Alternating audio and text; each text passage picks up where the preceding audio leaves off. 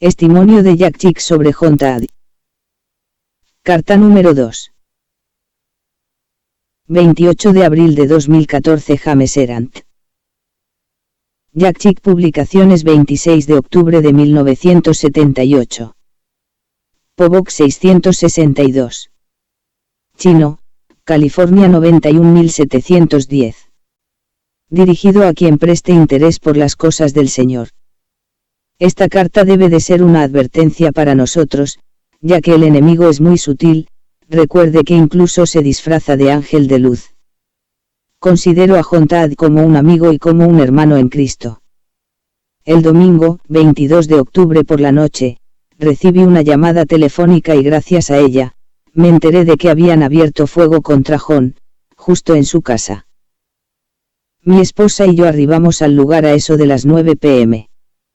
Había 5 autos, la escuadrilla de policías frente a su casa. El rostro de John estaba pálido.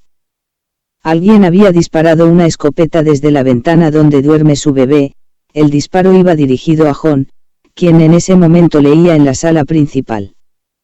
Él echaba mucho de menos a los niños, quienes ocupaban el dormitorio delantero que daba al pasillo, hirieron a John en el brazo y destrozaron parte de la ventana de adelante.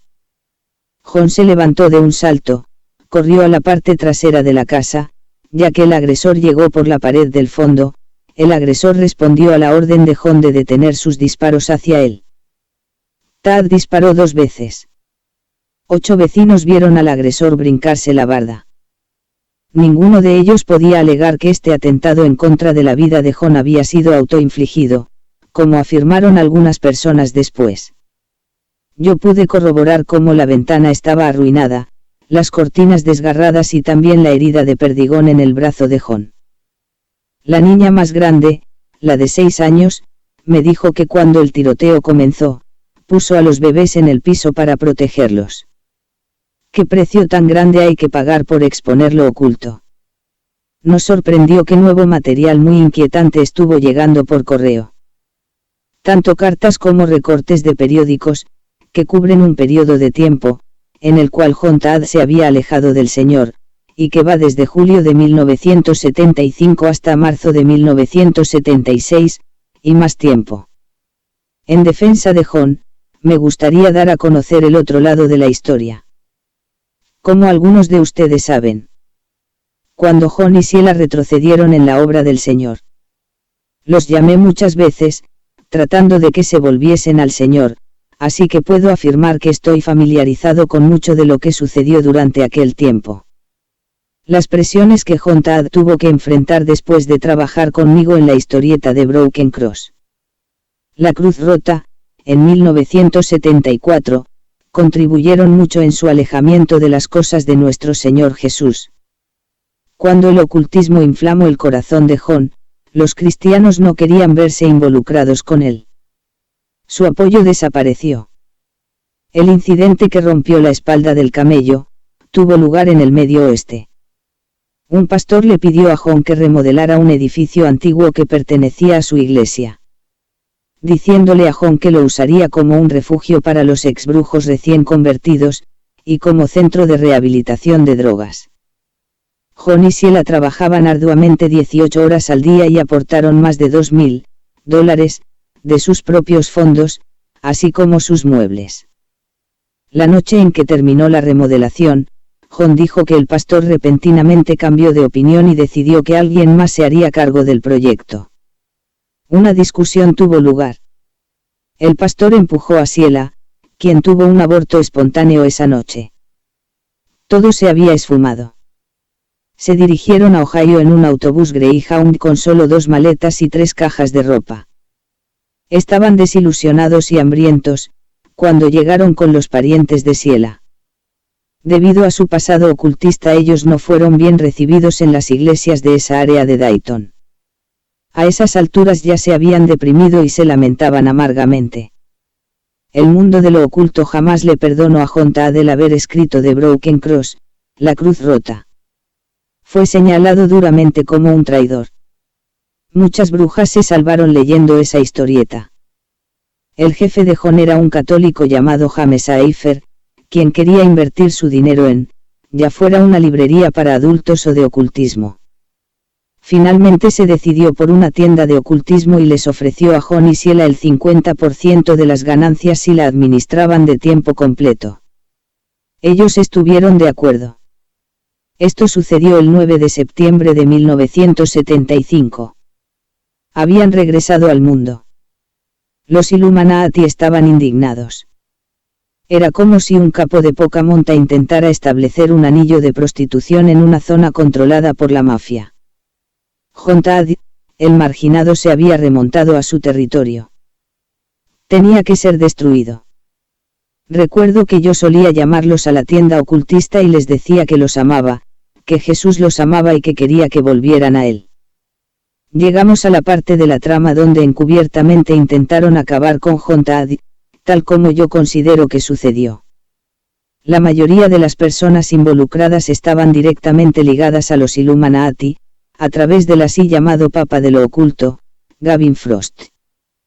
Me han dicho que el ejecutor siempre ha querido la destrucción de los cristianos, un tal Isaac Bonewitz, quien encabeza la Liga Acuariana de Antidifamación. Estos eran algunos de los pesos pesados a los que John se estaba enfrentando. Los otros eran sumos sacerdotes y sacerdotisas de consejos locales y algunos masones. Ahora entiendo bien que ninguna hechicería legítima le fue permitida a John mientras administraba su tienda. Había sido boicoteado. John se sorprendió cuando dos genuinas brujas entraron a su tienda con una fugitiva de 16 años llamada Karen Schnipper. Había sido golpeada por su padre. John la atendió de inmediato ya que se había compadecido de ella. En algún momento de su niñez John también había sido maltratado por su padre. Pidieron la ayuda de John. Aquí es donde el asunto se torna sombrío. Las dos brujas fueron Bob y Julie Pritchett, no estoy seguro de la ortografía. Fueron conocidos como Terror y Albarros, tampoco estoy seguro de que la ortografía sea la correcta, que significa el negro, o el clandestino, o el diablo. Estos dos eran líderes en la iglesia local de Vicka, Brujeria, bajo el mandol de Gavin Frost, el papa del ocultismo. La chica, Karen, era una bruja de Chicago. John estimó que era una bruja de segundo nivel. Tenía una historia de incesto y potentes drogas. Ella le ofreció a John $200.00 para llevarla a Chicago, para alejarse del salvaje de su padre, quien hasta se rompió la mano al golpear a Karen. John aceptó llevarla. Antes de llegar a Chicago, John se detuvo y llamó a Sheila. Ella le dijo que había un boletín por todos lados donde lo acusaban de secuestro. La policía ya estaba esperando a John en Chicago, el padre de la chica fue quien lo denunció. Creo que fueron las brujas quienes montaron todo el espectáculo. La policía le ofreció a John inmunidad si llevaba a la chica de vuelta. El trato fue hecho por el jefe de John. Todos los cargos fueron desechados. John admitió que él y Sheila estaban hundidos en el pecado. Estaban lejos del Señor y eran muy desdichados. En enero de 1976, una niña de 13 años desapareció de una casa hogar en Dayton, su nombre era Sieiwan Acres, esto sucedió a tan solo una cuadra de la tienda ocultista que administraba John. Un agente de policía de nombre Robert Keen, quien había investigado anteriormente cientos de casos, llevó el de esta niña. Acusó directamente a John de haberla matado, según su informe policíaco. John declaró que esta niña de 13 años constantemente salía huyendo de su casa. Debido a que su padre la había violado cuando apenas tenía 10 años, que se había convertido en miembro de una pandilla de motociclistas llamada The Outlaws y que tenía fama de ser una prostituta. El oficial que buscó en la casa de John, también empujó a un empleado que lo sorprendió husmeando en la librería. John era constantemente asediado por amenazas de cargos por asesinato. Este oficial afirmó ser supuestamente cristiano. Llamé a John por teléfono ese día, y me contó algunas de las acciones de ese hombre. Estaba muy contrariado. Le dije: John, por lo que me estás diciendo, aquel hombre no es cristiano. No había amor en él. Después de un tiempo, el caso fue abandonado. En febrero de 1976 John fue arrestado por el caso de secuestro de Karen Schnipper nuevamente. Aquello nos tomó por sorpresa. Se solicitó la fianza. Casi al mismo tiempo le llegó una orden de arresto de Carlsbad, Nuevo México, por falsificación. La fianza fue denegada. Las órdenes de arresto de Nuevo México resultaron ser falsas. John en realidad no era requerido. Finalmente, la corte aceptó la fianza. Después de tanto, los Illuminati aceptaron hacer un trato con él. El 21 de febrero de 1976 a las 7 p.m. John y Sheila fueron invitados a una cena con Gavin Frost.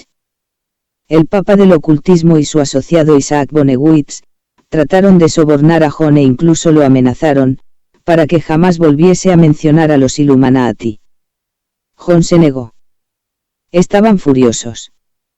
Al día siguiente en una iglesia unitaria, Gavin Frost denunció a John. Un cartel de Se Busca fue publicado, en el cual la organización había elevado el precio por la cabeza de John. Una interesante reunión tuvo lugar. Gavin Frost, el papa del ocultismo, quien desprecia al cristianismo, e Isaac Bonewitz, su ejecutor, quien también oculta un gran odio contra los creyentes en Cristo, se reunió con el oficial de policía, Robert Keane, quien se suponía era cristiano, a manera de amigos. ¿No les parece extraño? El otro hombre era Wes Hill, el hombre que dio a conocer todas las historias de John Todd, y el mismo que por alguna extraña razón siempre malinterpretó a John en sus prédicas. Era más que obvio que estaban coludidos. En marzo de 1976, recibí una llamada sorpresa de John. Me llamó hermano. Alabó al Señor, el motivo era, que finalmente él y Sheila habían decidido regresar a Cristo. Cerraron la tienda de ocultismo y quemaron todo lo que contenía. En ese tiempo él aún estaba bajo fianza. Su juicio se acercaba. John no conocía a sus abogados, pero estoy seguro de que eran masones. Le dijeron a John que, si él estaba de acuerdo en declararse culpable de llevar a Karen, a través de la estatal, y que, si así lo hacía, le darían su libertad. John aceptó. Por alguna razón el juicio fue presidido por un juez visitante procedente de Tennessee. Él también era masón. Sentenció a John con la pena máxima, 6 meses en detención sin libertad condicional. La primera noche que John pasó en la institución donde lo recluyeron, la enfermera insistió en que debían de suministrarle una inyección de fenobarbital y Valium, alegando que sus registros mostraban que, en un periodo de su vida había padecido ataques epilépticos. Le inyectaron tantas drogas a John que pasados 3 meses, ya se encontraba en un estado crítico, fue trasladado del hospital de veteranos, al General y de ahí de vuelta. También fue objeto de vejaciones y violencia, le daban 6 descargas eléctricas al día. Le estaban suministrando drogas en demasía a propósito.